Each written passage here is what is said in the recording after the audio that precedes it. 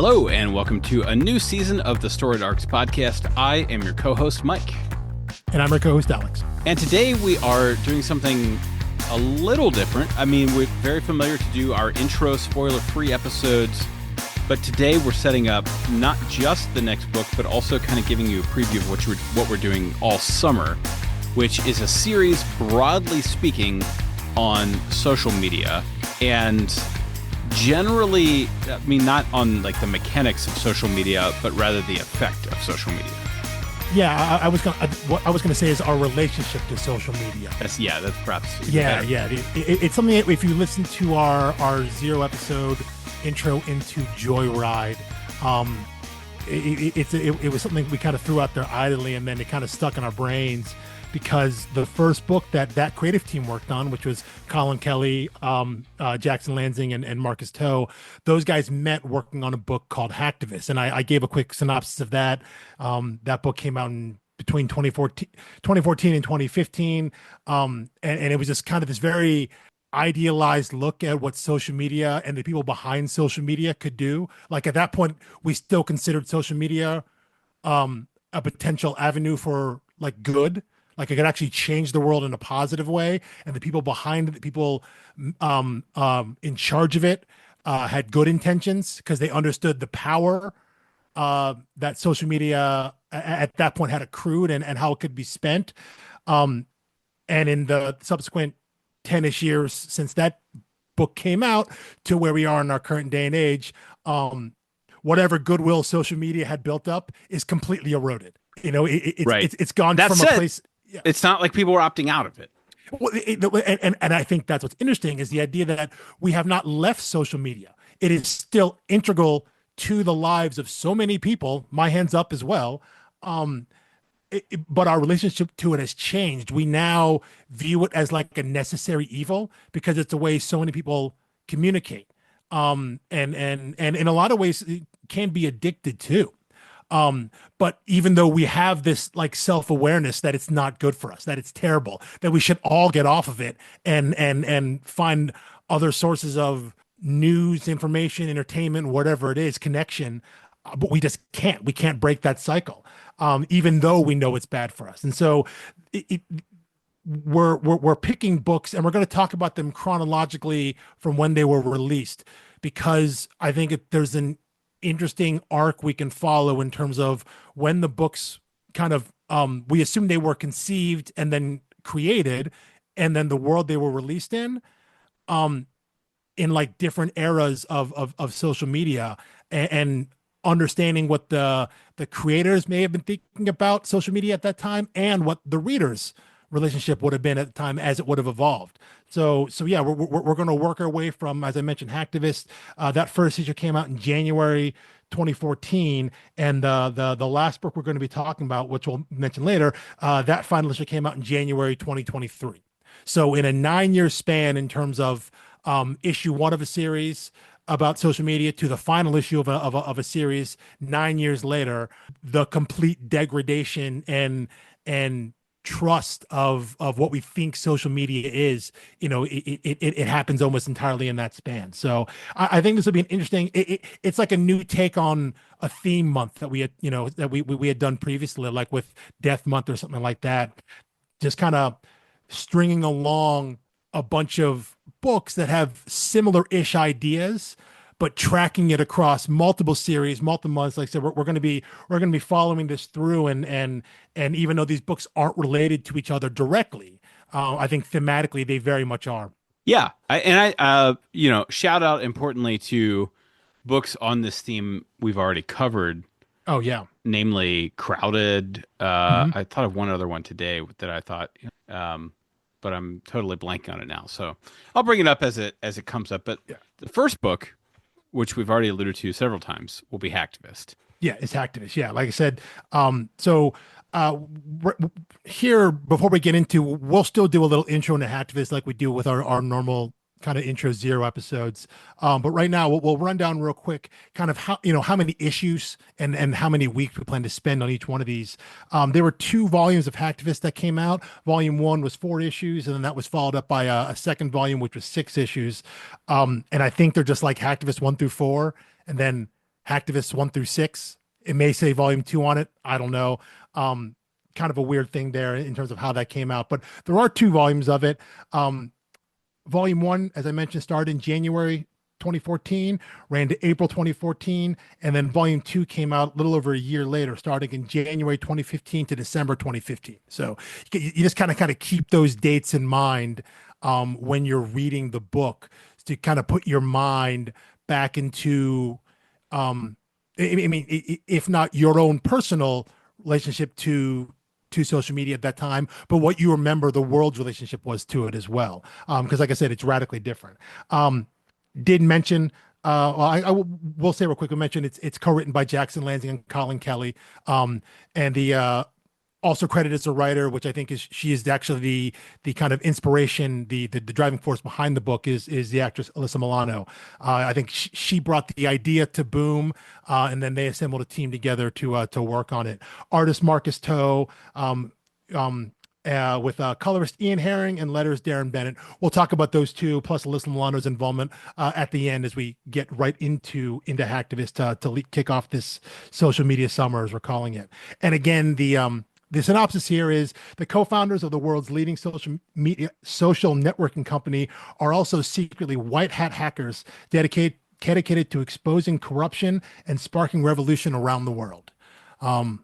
Boy, what a world that would have been to live in. Well, it's a thing that, like, in theory could still happen, but we would be so skeptical of it now Yes, instead of 100%. it being the natural, like, course of how we thought it was going to go. By the way, I remembered Memetic, I think, roughly fits into this category. Oh, definitely, absolutely, 100%, 100%. Slightly different strokes, although that being Tynan has more of the apocalyptic doom angle to it, and he was ahead of his time. Yes, yeah. The Memetic doesn't have social media isn't inherently the problem there, but the end of the world is spread through social media. Yes. So it's simply the avenue for something more nefarious. It isn't the nefarious thing at its heart. But that is a great call out there. So yeah, 10 years ago when it was conceivable that the people who run the big tech companies are also secretly the good guys is it's something that's hard to imagine now. But so we're going to start with Hacktivist and again, this one may be the toughest to put our minds back into that headspace of like, oh right, the billionaire tech bros, like they're the good guys here. They're the ones we're supposed to be rooting for because they're the ones out there trying to do good. So I'm really outsiders to the establishment or whatever. Yeah, that was back when the idea of disruptor was a good thing. Go fast and break things. We were still in that Pollyanna view of what that could mean. A lot of people are still there. Okay, yeah, but the people that are still there are the ones not to trust. Well, I was just gonna say, it's terrible. The people who read books aren't still there, and including comics. Comics is very much reading, and I think this theme month really proves that this is not mere entertainment. And I think what comics bring to the table can be just as prescient, just as visionary, just as prophetic as any other form of literature. I think it can also be in some ways more current and in some cases then become dated quicker because the turnaround time, while comics aren't made super fast, they come out a lot quicker than novels do. They come out a lot quicker than any book, any prose writing does. You can turn an idea around in about 6-8 months if you get the green light, you have a team together, and you kind of put your head down and get to work. So you can comment on things almost in real time or closer to real time, as opposed to looking back on something in a novel or a nonfiction book or something like that. Again, that can make it seem dated, and I think you will see that when you read Hacktivist. A lot of those ideas, simply as we're explaining them, feel dated.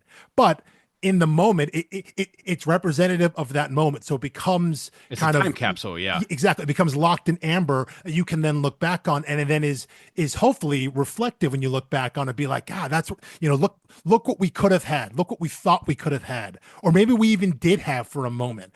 And look how far we done fell.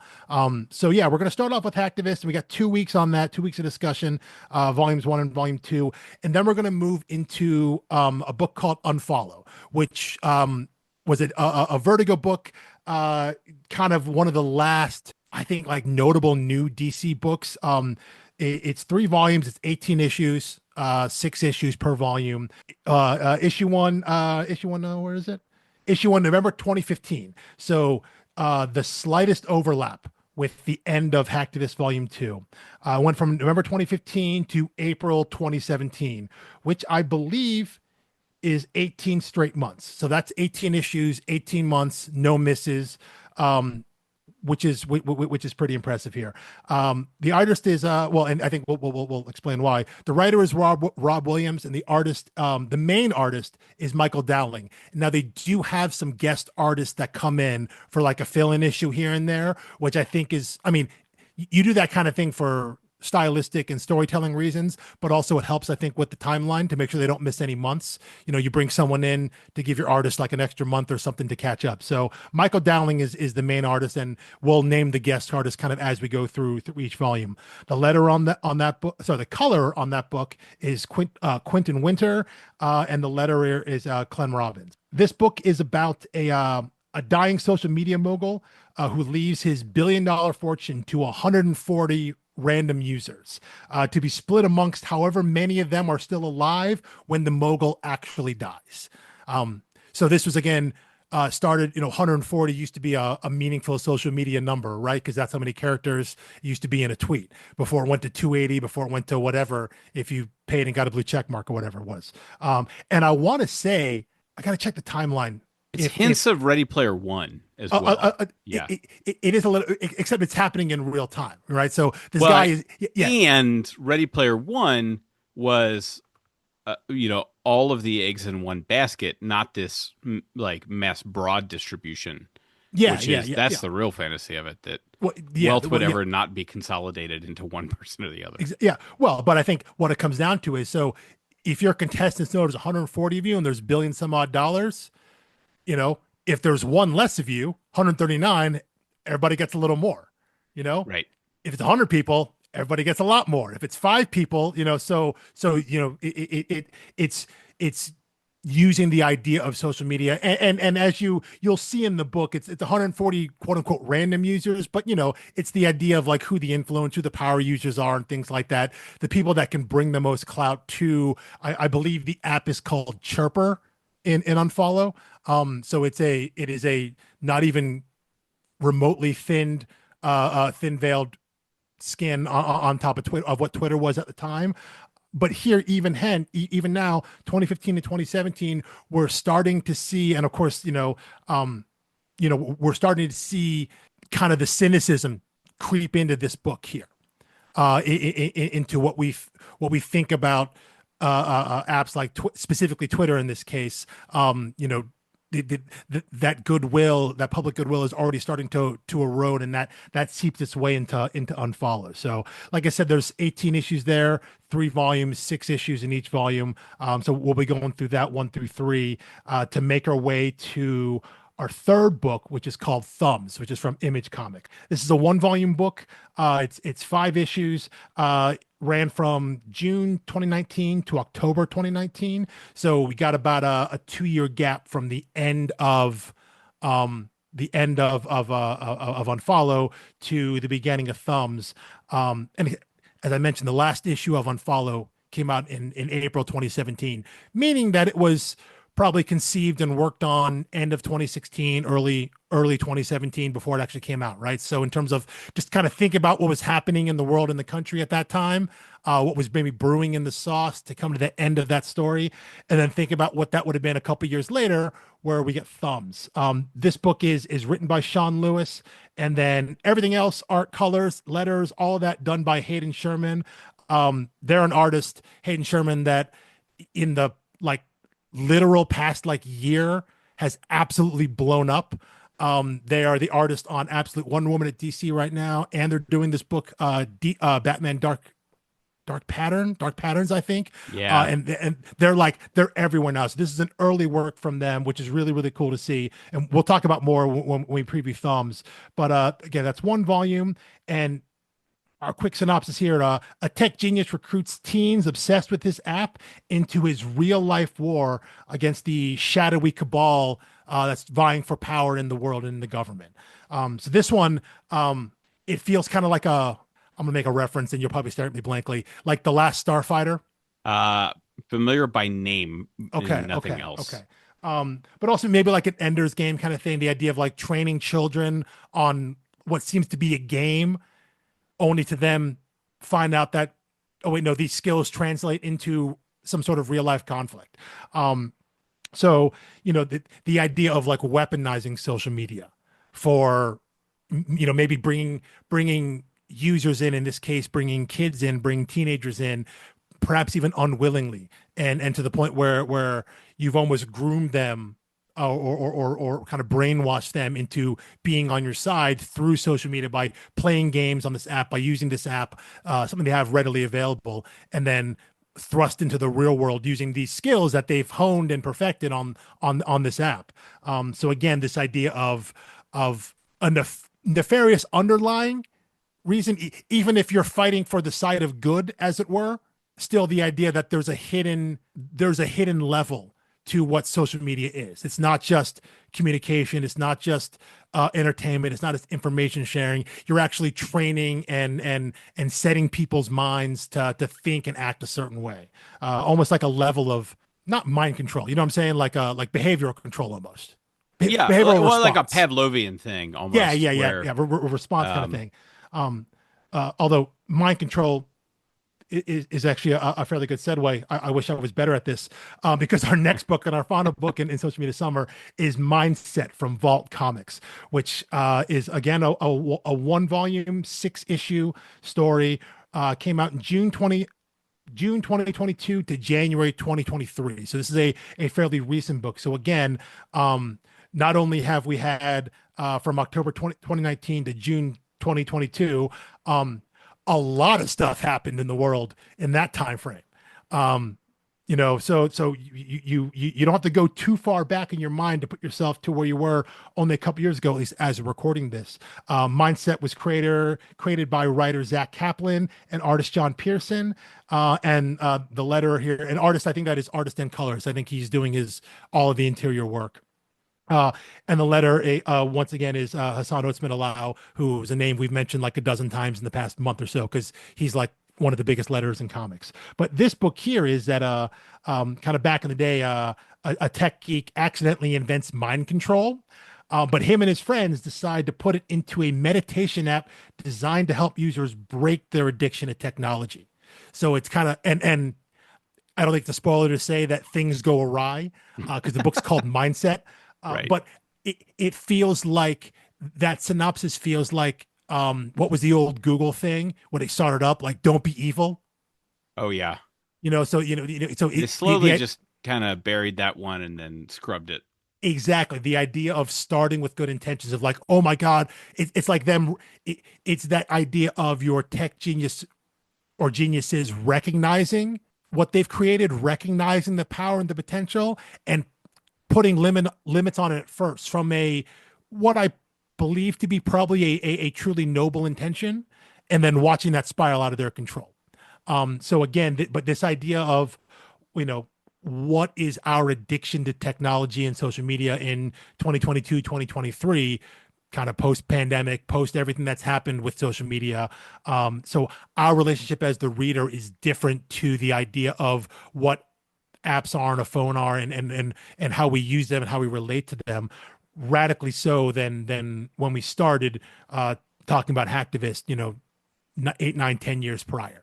So I think this will be a really cool evolution as we work our way through our own recent history, um and seeing that viewed through comics. Yeah, and we're gonna talk about all the teams when we get there. I'm Yeah, very yeah. excited to talk about Sean Lewis. Mhm. He's had a lot of projects. Like basically every time he has a book, I consider it for the podcast, and we've never done one in I think we're approaching year four, the end of, we're finishing year four of the podcast.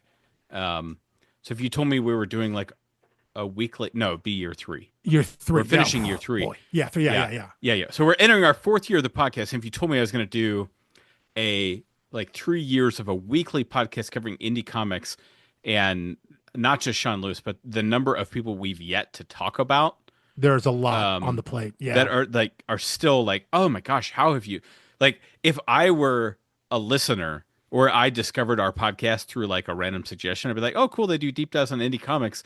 They've got hundreds of episodes. Wait, they've never done so and so? Yeah. And well, and for a while I was saying they've never done Neil Gaiman, and I'm like, Yeah. okay, well now, probably Yeah. not going to. Yeah. Yeah. Um But then so also like, oh yes, oh they've done Hickman. Oh, it was the Nightly News. Oh they've done Jamestown in the Fourth. Oh wait, right. it's his earliest comic work at Boom. So but yeah, there are plenty of people out here that were that we know. Trust me, Mike and I know that we're still on the table. It's about finding the right book, kind of the right the right fit for it. Because we've got a spreadsheet of like 36 titles out there, and it's a matter of like, well, what feels right now for the moment. So Yeah, and we'll there's get to it also eventually. I think we're getting more strategic in the way we arrange them with the theme summer, and we did Yeah, Death Month, which is still my favorite thing we've ever done on the yeah, podcast. yeah, Like if you're just hearing this episode and this is the first time you've ever heard us, go back to January of 2025 and listen to Death Month. Like the books we selected harmonized beautifully. And that's not a brag on us. That's just like, man, we found connective tissue between these series yeah, that were seemingly unrelated. Like a lot of people may have picked up one and not the other. mhm. And I know, like, and I heard that from someone who listens, someone who said, like, oh, well, I had heard of this and this, but I'd never read Day Tripper. And I was like, my first question was, well, what did you think? And they were like, Yeah, they were like, it's embarrassing that I didn't know about yeah, Day Tripper. yeah. A- And And I think that's, our hope is to try and tie these books and these four books obviously have a more concrete tie because they're all about the use of technology, specifically social media, and all that. So there's even kind of a more egregious tie together, but I still think we can, the goal is to try to find these threads and specifically connect them through time. I think that's what we really want to explore what was the world like when this book was being conceived and created and published versus what was the world was like when the next book was conceived, created, and published, and so on and so forth, as we look at it from our vantage points now, which is summer of 2025. So I'm really looking forward to this. I think this is one of those ideas we threw out there idly as like, hey, that might be a good idea, and then like we sat on it for a while and we thought, actually, if we can find some good books here and make this work, I think it actually could really gel together. So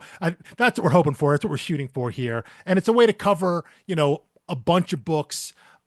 We did Death Month in a way because those were all one volume stories. Day Trippers, we're pushing that there. That's like 12 big issues, but those were all one issue stories that we didn't feel totally comfortable doing a whole bunch of one shots on, but the fact that we could tie them together and refer back to each book as we went, we could relate all of them to each other. I think made that for a more enriching discussion. So I'm hopeful we can get to a same kind of place here with social media summer this year. yeah. Yeah. I have so much to say about it. It's hard not to start just diving into all my thoughts on it. Yeah, But we I don't think get to it that's, now. Yeah, well, the thing about the book club is it's a way to channel your thoughts of like, you don't have to say everything every time you talk about social media, yeah, and knowing that we're hitting it from all these different angles and through different time. Um, because I mean, like nothing, like I think the most potent thing in reality that speaks to the evolution, or evolution is the wrong word because whatever the opposite of evolution is, uh, de-evolution. the idiocracy of it is, I remember in 2008 people very much saying Barack Obama is the first president to be elected in the social media era, and Yes, his and how important election that played. That was and a his storyline in a way. election was very much like he didn't have the money, and social media really carried the torch for him.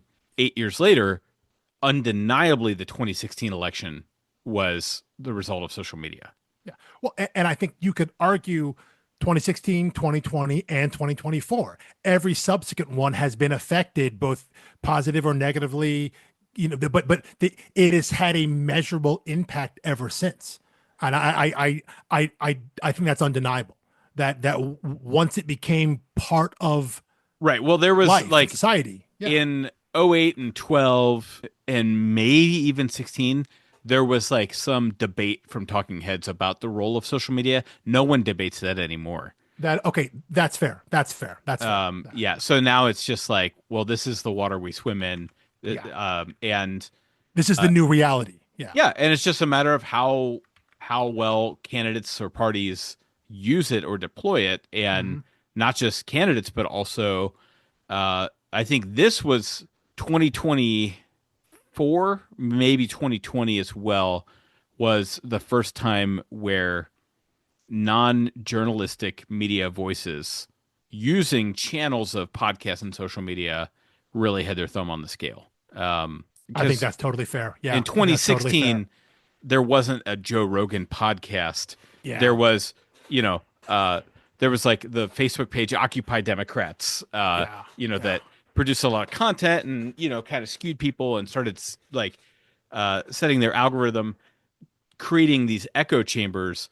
But for the most part, I think in 2016, people were sharing legitimate, quote unquote, news stories, and from like legitimate sources. I mean, like actual news Hmm. establishments. Say what you will about some of those Yeah.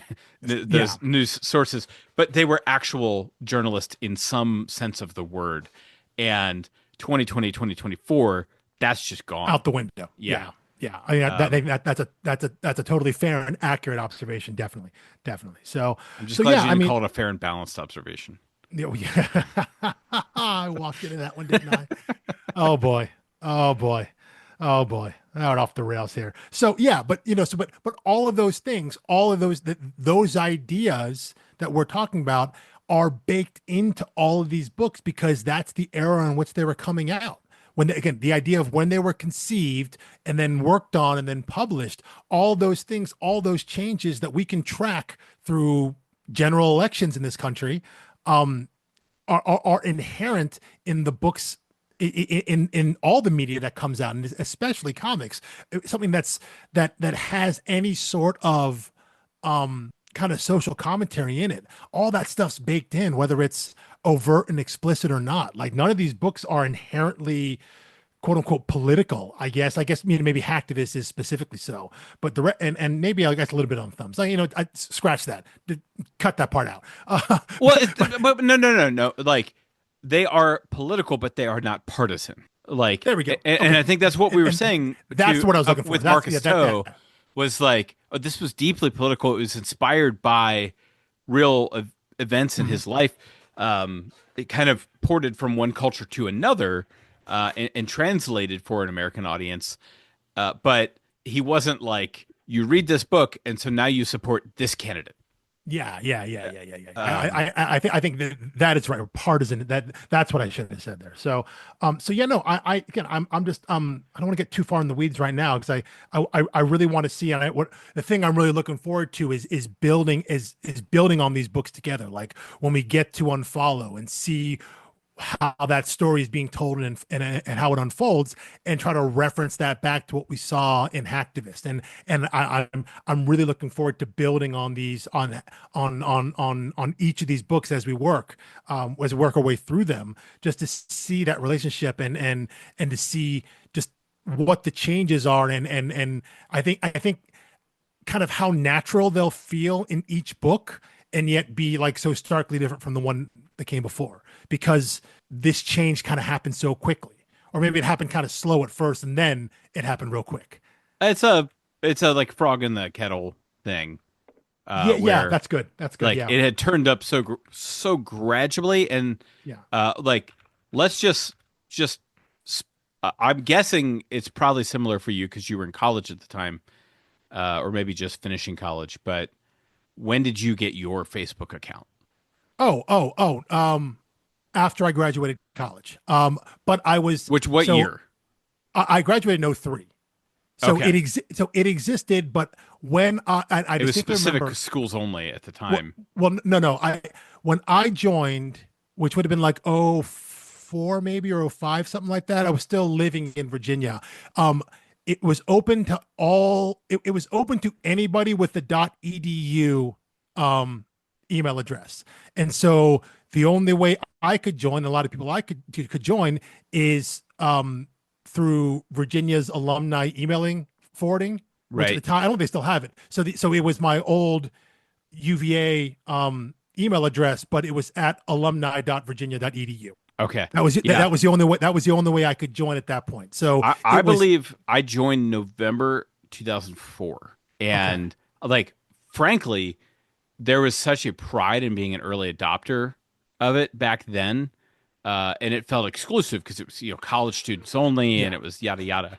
Mhm. I think the only reason I still have my account is that I had that early adopter pride. And I'm like, it's literally 21 years of my life history baked Yeah. into that. Yeah. And I think that's the book that hasn't been written yet. It's like how like just imagine being 10 years younger than me where you got your account in '04 and you were like a preteen or teenager Yeah. Just starting high and school, maybe. Yeah. just starting high school and literally you don't know post adolescent or you don't know adolescent life without it and your whole Hmm. life is tangled Hmm. up in this thing. Yeah. How do you move forward? How do you like just drop those things? And I know people that have.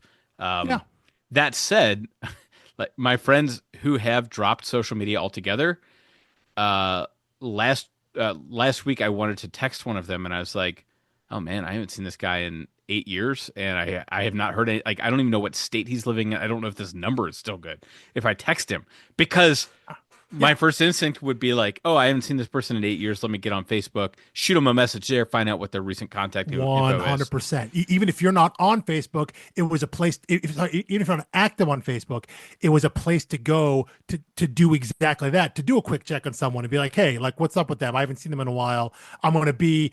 Oh, hey, you know what? Last time I talked to them, they were in Seattle. I'm going to be there in 3 months. Maybe just hit them up. But yeah, if they don't have a social media or any sort of online presence like that, it makes it harder.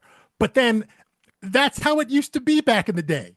I know. That's how the world worked. And so we've come to a place in the past 20 some odd years where it has become essential, or it feels like it's become essential.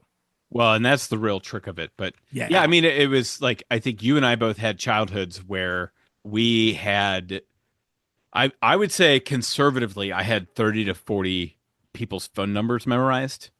My friends in high school, you just I had all my pick friends. up Yeah. pick All, up a yeah. landline and you just dial the numbers and you don't Mhm. need to look it up. You don't need to have it written down and you just have them there. It took me until last year to memorize my wife's phone number, and we've been married 10 years this month. And it was like, why would I know that? I Yeah. entered it once. Yeah. Oh no. Um, I don't know. I don't know anyone's phone number. Although actually no, the only phone number I actually know is one of my good buddies from high school because he's had the same phone number. It was first a car phone number, a installed car phone in his car in high school. That is the number he has had uh, until now. So he's had that number for coming up on almost 30 years. and we But laugh outside, about that technology now, yeah, but I wonder if that might actually be cyclical with all of that, like hands-free driving laws yeah, going in different states. If people yes. will just start having dedicated car phones. Hey man, I had one in high school and it was it was more. I don't know, when it was needed, it was like this is like this is a like maybe a little lifesaver, having this communication at the time. So but yeah, I don't know anyone's phone number. I call my brother and my parents all the time. Phone number, hell if I know, like I couldn't even begin to guess outside of maybe the area codes because I know where they lived Yeah, when even they got those then, it's numbers. like, Yeah, did they exactly. update Even then, their I don't number? even know. I don't even know. But yeah, growing up, I knew everyone's number because you just had to call it. I could probably rattle off. I thought about it. I could probably rattle off. I mean, I'm not going to do it, but maybe offline, I could probably rattle off some of my friends' home numbers from back in the Absolutely. day. I still So could. Yep, they're yeah, burnt yeah, yeah, deep yeah, in. We had two landlines at my house. I remember both yeah. those numbers. Yeah. So, And but even it my is. boomer parents don't have a landline anymore. I mean, they were, I felt like they were the last bastion of holding on, and they let go of their landline in like 2017, 2018. Yeah, I mean, I had one for a long time because it was bundled with my cable and internet package, and it was cheaper that way. Oh, they're And so, still determined. Like, yeah, I willfully pay more for internet now to not have a home phone. not even have. I mean, you can have it. You don't call it. I mean, No, for it's a while. spiteful for me. I'm just like, no, Well, I no, for a refuse to while play the game. it was great because that was a number I'd give out and put in any kind of phone, and no one ever called it. So if it rang, it was like by definition a robocall or a spam call. You know, anyone who actually needed to talk to me had my cell phone number. So like I had the line, and it was a way to not have my cell phone number out there. So in that way, it was like a good, it was like having a like a burner email account. Like I use this to sign up for stuff. So all the offers and junk mail I don't want go to that one. It was that kind of thing. So it was helpful in a way, but at some point it's like I'm not even using this thing. This is worthless. So Yeah. All right. Well, you can tell should that we are going to dive deep into these books and yeah. also date ourselves pretty heavily. Pretty much so. But I mean, but again, though, I do think that's important in talking about what our relationship to social media is, because I do think even just by that Facebook question you asked me, there's enough of a gap between you and I where our relationship to social media is different because we were in different stages of life and at a fairly significant point in our lives, you know? The age gap between people in your teens and 20s is a hell of a lot bigger than when you all enter your 30s and 40s. You know, Yes. Oh, yeah. the age gaps shrink, and so the fact that this technology rose or kind of came into existence when we were at very different points in our lives means our relationship to it is different. So I think that's going to be that is also something I'm very much interested in. The where the idea of how old were you, where were you when you first got this app, sign up for this one, pretty much exactly what you asked about Facebook, about things about Twitter and Instagram and things like that, the apps that are so ubiquitous now. Because we're definitely not calling it X, by the way. It is still, I mean, it's I Twitter, can't. Yeah, I just can't. but all of that adds to the flavor of the idea of how we are going to view these books because of where we were at the time. So all that stuff I think is going to be real juicy and fun to dive into. Yeah. Anything else we need to cover in this one other than, obviously you need to read Hacktivist, Yeah, I mean we like the should. original or main series or volume one or whatever we're going to call it Yeah, by next week. I think the trades are labeled volume one and volume two. Okay. But if you find the single issues, I don't know other than because I even think they have the same kind of like design on the cover in terms of like how it looks. I don't know if it's labeled Hacktivist Volume Two on the second volume on the single issues. But if you find the trades there, it's Volume One and Volume Two. Volume one is 4 issues. Volume two is, but I do think we should end this with a little mini dive intro into Hacktivist specifically, and cover the rest of the kind of the creative team. We did mention it a little bit a couple weeks back when we introed Joyride. The co-writers Jackson Lance and Colin Kelly, and the artist Marcus Toe. We had a great interview with Marcus Toe. That is one episode down on your feed. You should definitely go listen to that just in general because it was awesome. It was incredible. And he talked a little bit about Hacktivist because we knew we were covering this book next. So I wanted to get some questions in about that, specifically about the origin of this book because of the involvement of Alyssa Milano. And Marcus kind of solidified some assumptions I had about the book, which is that this was an idea that she brought to Boom. I guess back at the time she had a good relationship with Jack Dorsey, who was the founder and former runner of Twitter at the time, and Alyssa Milano herself being somewhat of an activist and having that streak in her, I guess brought this idea to Boom, and then Lance and Kelly and Toe and that team were brought together to tell it. And I think she was there in terms of direction on kind of story and characters and things like that. And then I think like actual scripts and things like that went to Lance and Kelly. But her involvement was integral in making this book happen. And it's why she's credited as a writer, or maybe she's credited as story. And then I don't know how exactly it works, but this book doesn't exist without her. The genesis of the idea came from her, and the team kind of formed around her on that. So you can listen to more about Lansing Kelly in tow in that zero episode for Jorah. I'm not going to run it down again, but there are two more names that I mentioned earlier that we should talk about. First one is colorist Ian Herring. Um, Ian Herring has done a lot of Marvel work. He's probably best known for his work on Ms. Marvel, the original Ms. Marvel, and I think some of the subsequent series as well. But the very first Ms. Marvel with G. Willow Wilson and Adrian Alphona, those colors and that color scheme, which they used so well and reproduced in the Disney Plus series, kind of those like weird like pinks and oranges and things like that and blues, kind of light blues. He was responsible for all that. He's also done a lot of work with Silk, with Ghost Spider slash Spider Gwen. Well, I guess Spider Gwen in her Ghost Spider kind of era, which is current. All new Hawkeye, Nova, basically a ton of Marvel work. Kind of that's his main of the big two. Ian Herring has done a lot of Marvel work. He's done a minimal amount of DC work, kind of like every creator has done a little bit everywhere, spot issues, short story stuff. But as recording this now, he does have a series upcoming called Crypto, The Last Arc of Krypton. It's a crypto mini series that obviously is meant to tie in with Summer of Superman that DC's got going on right now in 2025 with the new movie coming out from James Gunn.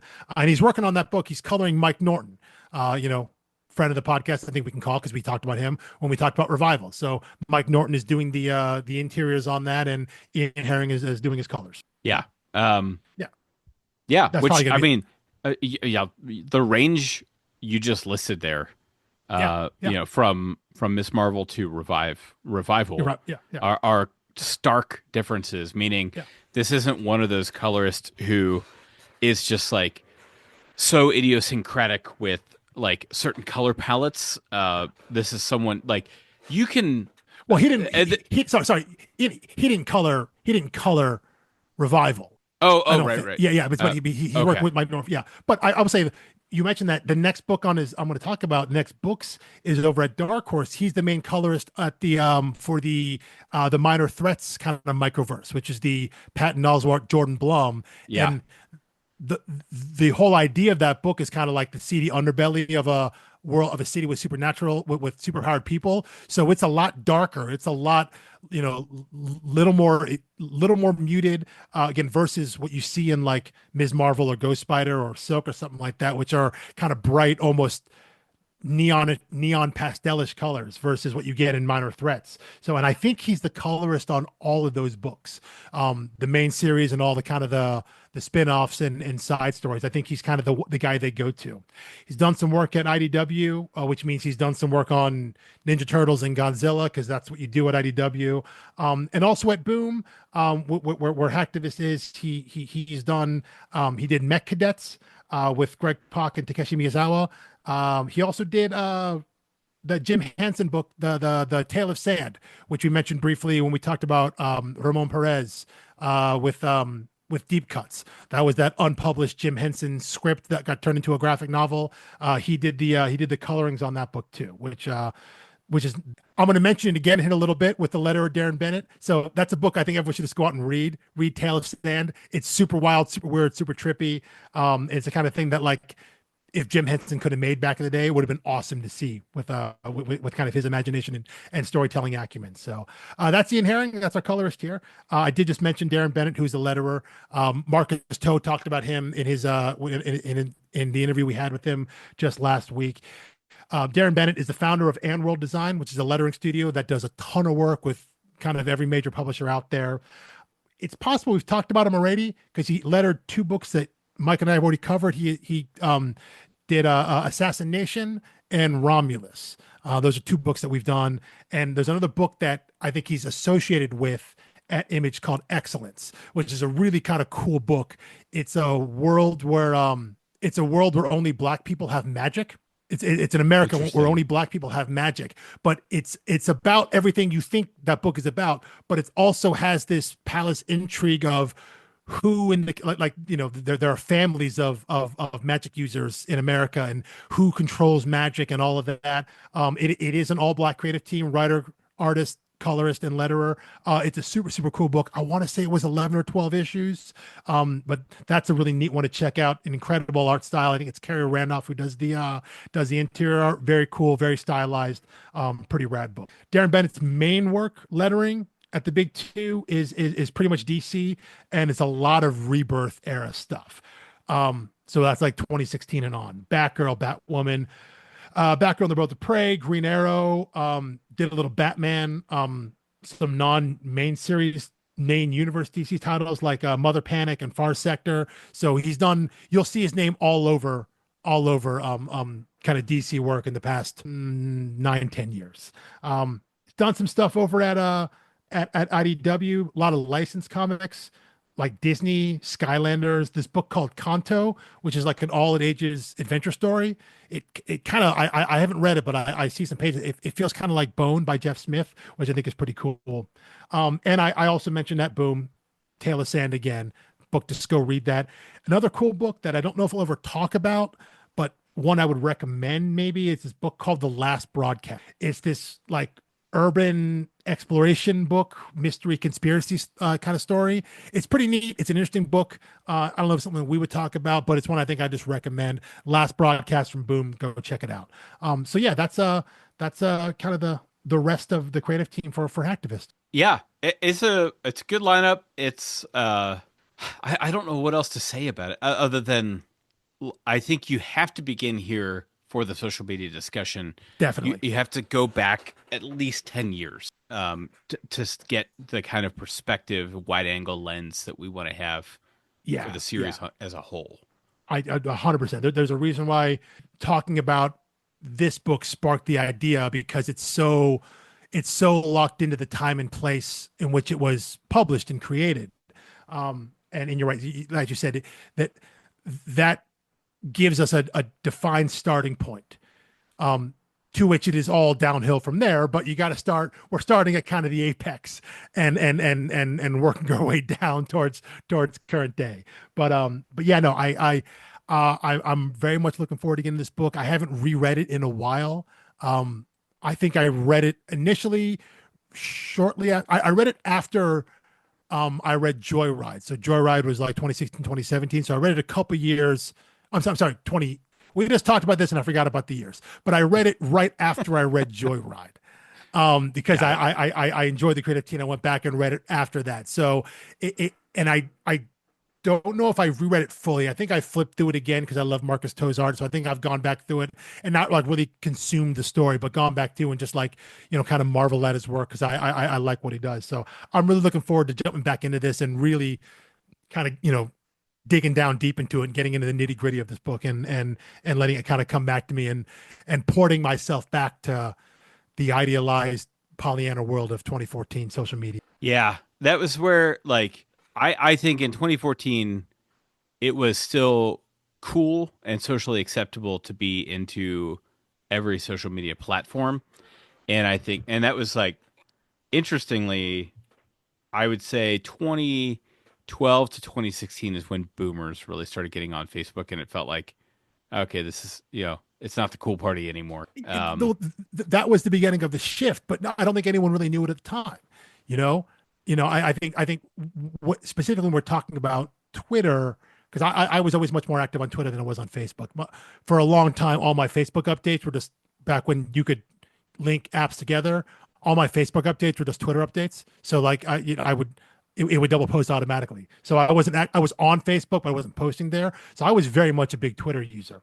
And I remember like 2010 to 2014, 2015 was like, that was like peak time for me when like being on that app was everything. The like people that I met, the communities I was part of, and conversations, discussions I was with, there was a sense that this is what the internet could have been, like what it was supposed to be in terms of communication device.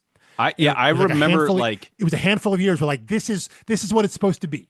And in 2013, 14, I had moved to St. Louis, didn't really know anyone, and I wanted to be like watching my UC Bearcat football games, but there was no one in St. Louis to watch with. I guess I could have found an alumni chapter or something, but instead I would just go to a bar, have a beer, sit down with my laptop, and like live tweet the game with the hashtag, and you'd just be interacting with friends and strangers. Yeah, people, exactly. And sometimes like fans of the other team, because it would always be like a hashtag Sin versus, Louisville. Yeah, yeah, All right. Louisville, and super super fun. Um, I think for an intelligent user, like you had a blast, and it also made you a little more empathetic, as opposed to like sitting in a pub in Cincinnati watching a Cincinnati game where you're only getting like every Cincinnati fan thinks something was a terrible call, right? And Yeah. instead, you would be interacting with a Louisville fan who's like, hey, like, come on, they've been doing that all game. That left tackle's been holding. They finally called one, and now you're whining about it. And it's Yeah. like, oh yeah, I didn't really, that might be true. I have to go back and look at the tape. Um, And it's and that was like it was the great promise of what it all could those be. were real and like good interactions on social media, on Twitter. Like this was, and yeah, absolutely. And I think we may skew towards kind of sports in this way because the only reason the only reason I stayed and became active on Twitter was because of sports, because that live event and being part of things and watching it, whether it's your team or you're watching, the Super Bowl, or you're watching the NBA finals or the Olympics, whatever it is, there's a conversation happening in real time. And you can follow journalists who are there, you can follow other fans, people you just whatever it is, and you're getting that it's like a true second screen. You're getting that interaction, and yeah, you're getting messages back from the opposing team or the team that you're watching and all that. And back in those days, for the most part, a lot of them were they were Pretty civil. genuinely level-headed. Yeah, Yeah. if you were civil back, it was civil conversation.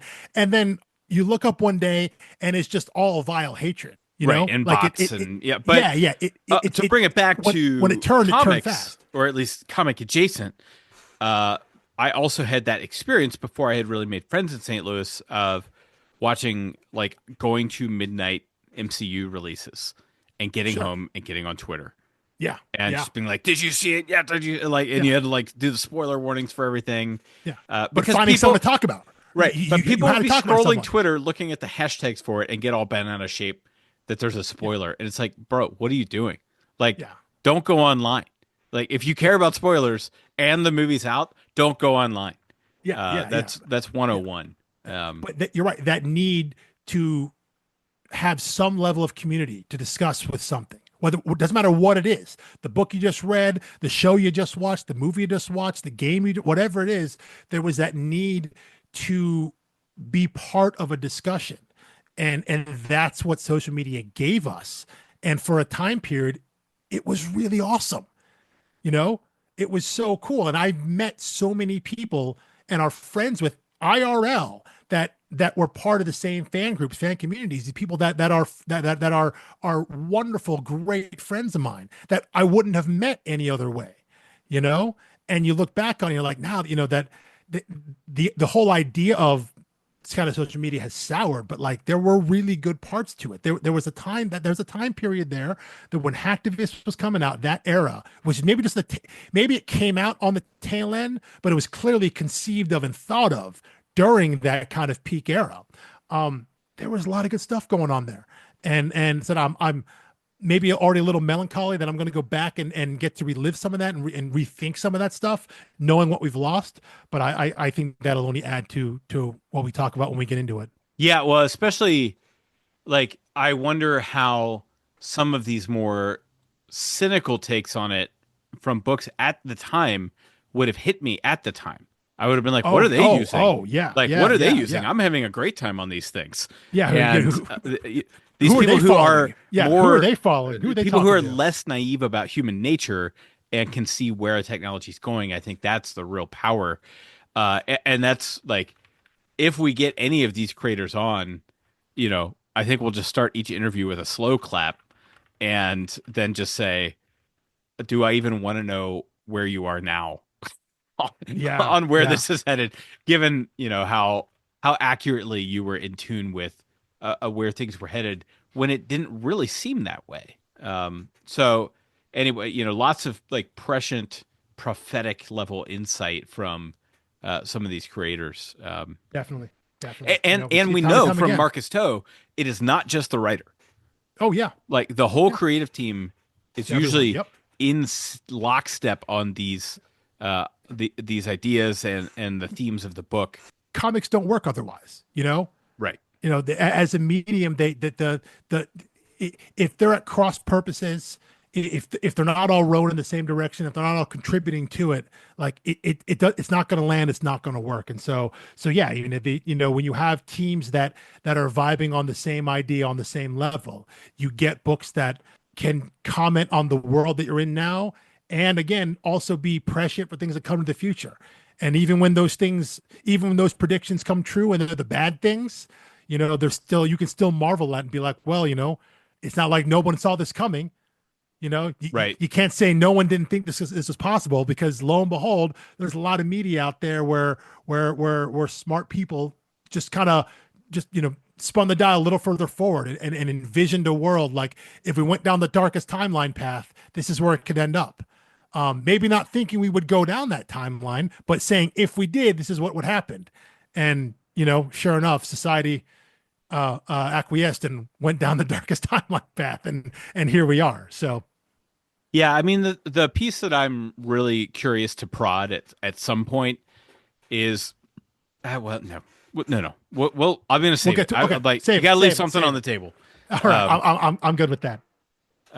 So anyway, grab Hacktivist first.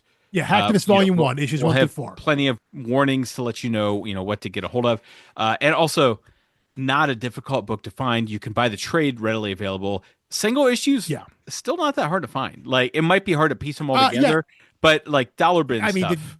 Dollar bin stuff, used bookstore. Because again, the book is 10 years old. It's been out there for a while. The first issue may be harder to find because it has Alyssa Milano's name on it. It's that sort of thing. It's like, it's the first issue from a Hollywood celebrity, someone, her idea out there. So it may be tougher to find, but not impossible. But the trades are definitely out there. You can find them, you can order them, you can get it digitally. It's a book that if not in print right now, but is still out there. So shouldn't be too hard to track down. Yeah. And I know for a fact our library has them digitally, at least. That being said, our library is phenomenal. Just brag on the Cincinnati Public Library system. Well, here's the thing. Robust. I actually get my books from the not, because I don't live in city Cincinnati. I live north of town. Which is the Middletown Public Library system. I forget the name of it now, but also has a great selection of books. So of comics specifically. So Libby, Hoopla, whatever your library does, check it out. It's an incredible resource to find books if you're not in a position where you can buy them or are able to find them.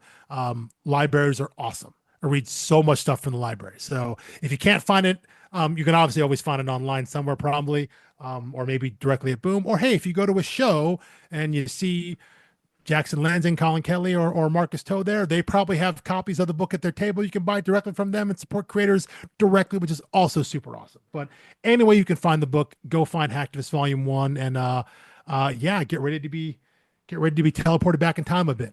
Awesome. All right. Well, we will see you all next Thursday with Hacktivist Volume 1.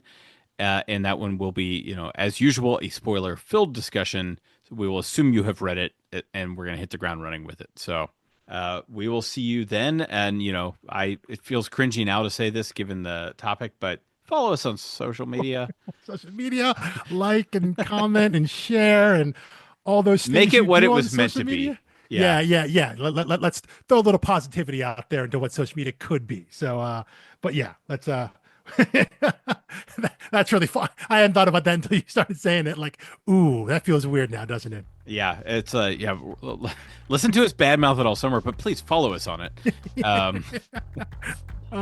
That said, we do not any longer use X. This is true. Yeah. So we were looking for bluer skies, and we found them. And but Facebook, Instagram, Blue Sky, we post everything every week there. Follow us there. And frankly, it's not even selfish. Like, we don't really do much other than post our own episodes. But I think the bigger the following, the easier it is to get creators on the podcast. So the more you follow us, the better content you will get from us. And we still haven't figured out how to make money off of this. We haven't tried, but after 3 years, no one's paying us to do this. So So anyway, it's altruistic. Follow us, and you'll get better content. Anyway, thank you for listening, and we will see you next week. Peace.